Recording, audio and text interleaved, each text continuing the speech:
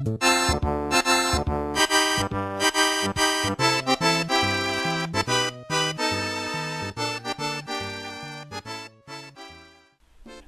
everyone and welcome back to Let's Play Super Mario World. In the last part we completed everything in the Valley of Bowser aside from the final level, and now we're here in Star Road. I actually came in from the one right in the Donut Plains because this is technically the first level. Now, like I mentioned I think a couple parts ago, and is obvious by the world map, every level in the Star World has two exits. And, first off, here's this one's alternate exit. You can only progress onwards through the levels if you get the alternate exit. Getting the main one, in most cases, just sends you back the way you came. To get the main exit in this one, you just have to stick to the left of the screen the entire time. If you want to do this quickly, in terms of getting to a certain other bonus, you can just enter the one from Bowser World and get the, Bowser World? Valley of Bowser and get the alternate exit. But I'm going for 96 exits, so I need to do this. Actually, quite a few people will actually get tripped up because you do have to get all the exits in this place for them to count, because, I know quite a few people who have actually beaten every level but didn't get every exit because they're still missing the ones from the Star World. In terms of main exits, at least. And let me say, when you've gotten every exit but one, that's annoying because you don't know which one you missed. Unless you know the world map well enough.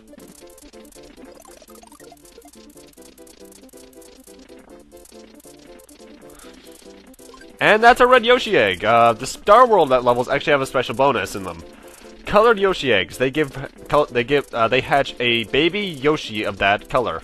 Upon feeding it 5 enemies or a star, it'll grow up into a fully adult Yoshi. And what the colored Yoshis do is that they automatically give you the ability that their color gives them whenever they have any kind of shell in their mouth. Red can breathe fire upon releasing any shell.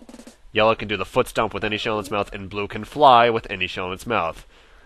Needless to say, the blue one is the best one.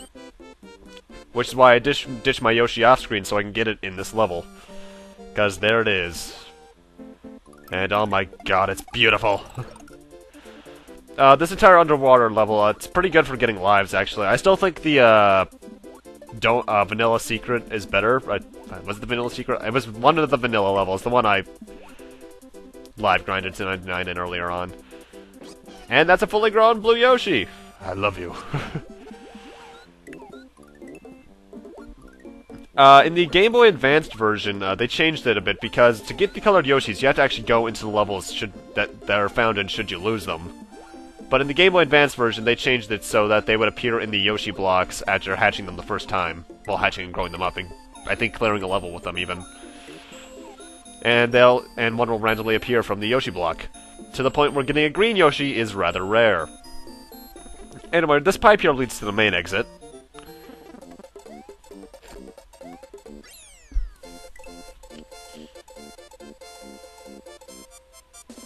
Not a really hard level, but it can be kind of slow just because you're underwater.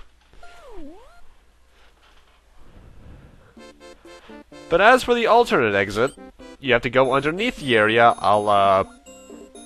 What game made you go underneath the place you didn't know you could until you tried?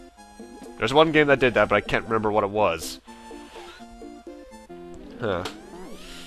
Food for thought, I suppose. And Star World 3. This is one of the shortest levels in the game. And by that I mean, like, the exit's immediately to the right. That was easy. The big thing in that level is it's good for live grinding because you have the gray switch and the key to constantly throwing down its spinies, which turn into coins. And there's actually multiple ways you can get the alternate eggs in this one. I fly there, but you can also use the cloud from Lakitu, which I haven't mentioned at this point. I keep on saying Lakitu, it's Lakitu. If you kill the Lakitu without taking out the cloud, you can actually ride in it. I don't think I'll be showing that off because I don't think there's another one in the game that I can really do that with effectively. So, yeah. Also, I should mention, only that underwater level has a blue Yoshi. All the other ones have either red Yoshis or yellow Yoshis. And this level's really easy to fly over.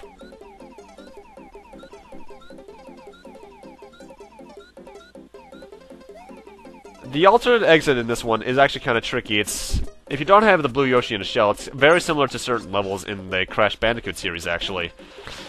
Because you need every switch in order to, well, at least the red and green switch in order to get over here. You can actually fly over here, but I don't trust that. That's actually kind of tricky to do.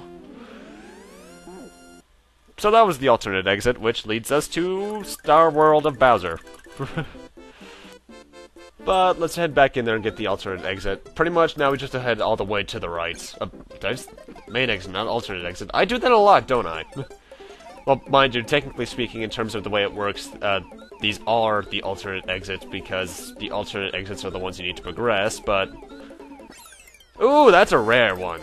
If you get the very top of the tape, you get 50 star points in 3 ups. 3 1-ups, rather.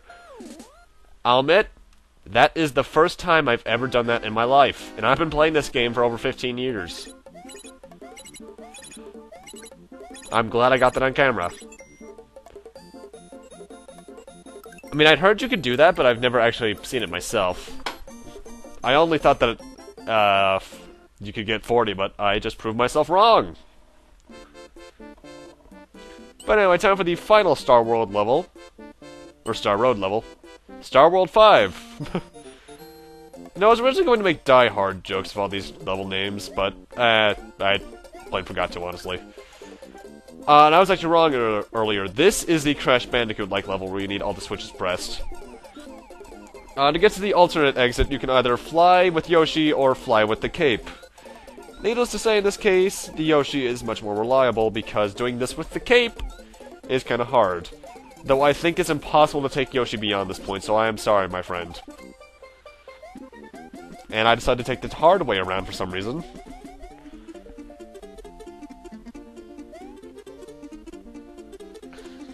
You can fly up this one little hole if you're very precise with the flying if you didn't get the switches, but it's really difficult to do that. And another Star Road. Odd. But let's go for the main exit. I forgot to mention it earlier, but that I passed over this block earlier, but it has a coin snake, and I went and pretty much just hit the block, make it go up 1, and then make it go as far right as you can, so you can get across that easily. If you have a cape, though, you can just fly, but I decided to show you how you're supposed to do it by cutting past the point where I actually did it. I swear it makes sense half the time. I swear it.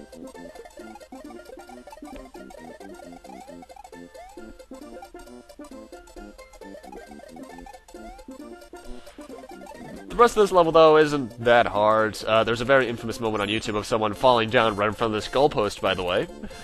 Well, it's infamous amongst the fans of that channel, at least. I know it made me laugh my ass off. But that's the last exit in Star Road. Or Star World. But then that begs the question, what is this last Star Road? Well, ladies and gentlemen, welcome to the Special World, the 8 hardest levels in the game. Fun fact, those little dots on the top there are the Super Nintendo controller colors. However, if we wait in here for about 2 minutes, something cool happens.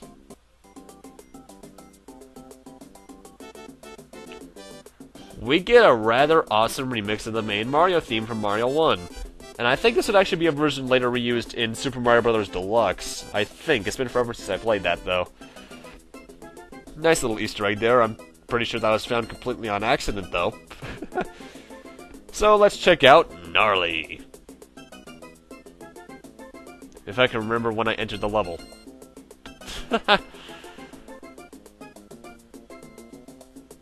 There we go. Gnarly, the first of the hardest levels in the game. If you investigate that little talking box there, a lot of them have tutorials, actually. I should have mentioned that in part 1. If you see those little boxes, they generally have tutorials. Or in this case, it says, welcome to the special world. You must have really tried your best to get here, etc., etc. Go have fun. And by the way, every single one of these levels is named after a really 90s word. We get the... I think this is actually the first appearance in the game of the note blocks. They're pretty much springboards that are blocks themselves. Hold A and you jump... hold the jump button and you jump higher on them. They originated in Mario 3. Can you enter that pipe? I've never tried. Oh wait, actually no, I think that's actually an exit pipe from a pipe in the next room here. I entered that pipe backwards. Okay then. With this room, you're gonna want to hit that, and then run. And then barely make that. Oh, that was really close. And that's the exit. Every single special world level is a singular exit one, so you don't need to worry about looking for alternate exits at all, thankfully.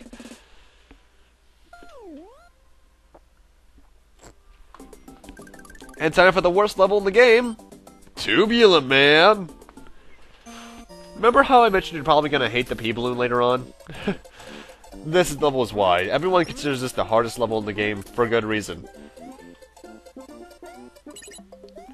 Hitting this question mark block, if I can hit it, gives us a P-Balloon. And now we need to make it through the rest of the level without getting hit, or letting our P-Balloon run out, because otherwise we're gonna fall to our death.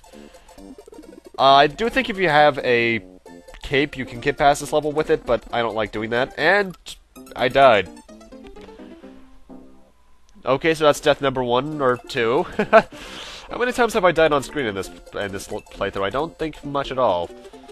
It is a hard level, but thankfully I make it through on my second try.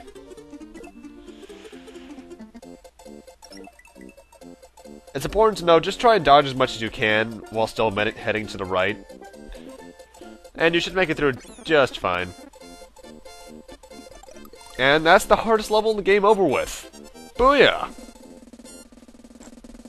It's totally radical, man! I'm never saying that again. Oh, the 90s. You were a weird time in our history. So close! Mind you, I don't need all these 1-ups. I may have needed one to replenish that 1 life I lost, but I probably will never go below 90 in the rest of the game. And now we get way cool. And I'll admit, I went to the top secret area off screen here so I can get a cape, because I need it. And as you might notice, I died 2 times here. The big thing with this level is that you're going across those platforms again, and hitting these on and off switches will switch the track's direction. Needless to say, you want to do that because otherwise you're probably going to die. You also have chainsaws in the ropes again later on. So how about that background, although I'm pretty sure that's a middle finger there in the background. Okay then. I do like that background actually. Some of these backgrounds are really nice looking, even for early Super Nintendo.